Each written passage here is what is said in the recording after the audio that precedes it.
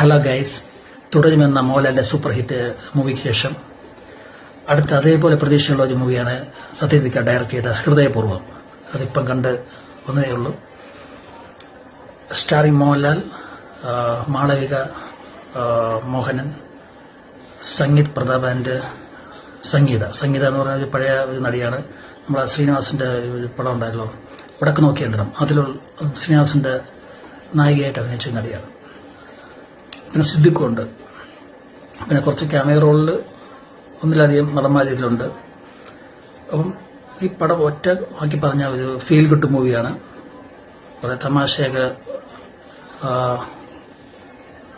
തമാശ രൂപത്തിലേക്ക് എടുത്ത ഒരു സദ്യകാരന്റെ പടം നമുക്കറിയില്ല, ആ രീതിയിൽ എടുത്ത ഒരു മൂവി തന്നെയാണ്.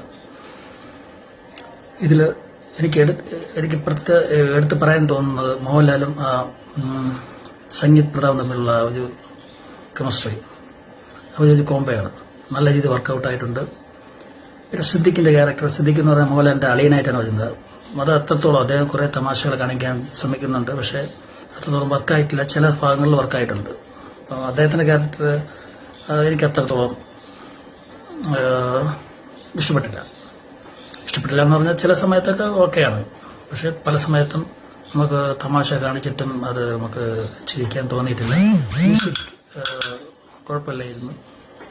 ഒരു ആവറേജ് ഫീലിംഗ് ആണ് മ്യൂസിക് എനിക്ക് തോന്നിയത്. പിന്നെ പറയാൻ തോന്നുന്നു, പടം മൊത്തത്തിൽ നമുക്ക് നോക്കുകയാണെങ്കിൽ എനിക്ക് കുറേ സ്ഥലങ്ങളിലൊക്കെ ലാഗ് ഫീൽ ചെയ്തിട്ടുണ്ട്.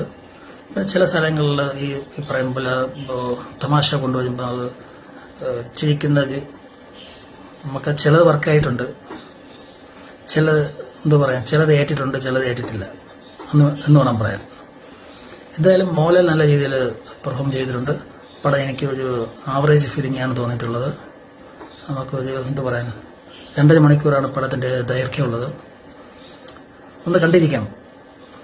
Super hit. ഇതെനിക്ക് ഒരു 100 കോടിയിൽ നിന്നും എന്തായാലും 100 കോടിയിൽ നിന്നും പോകാനുള്ള സാധ്യതയില്ല.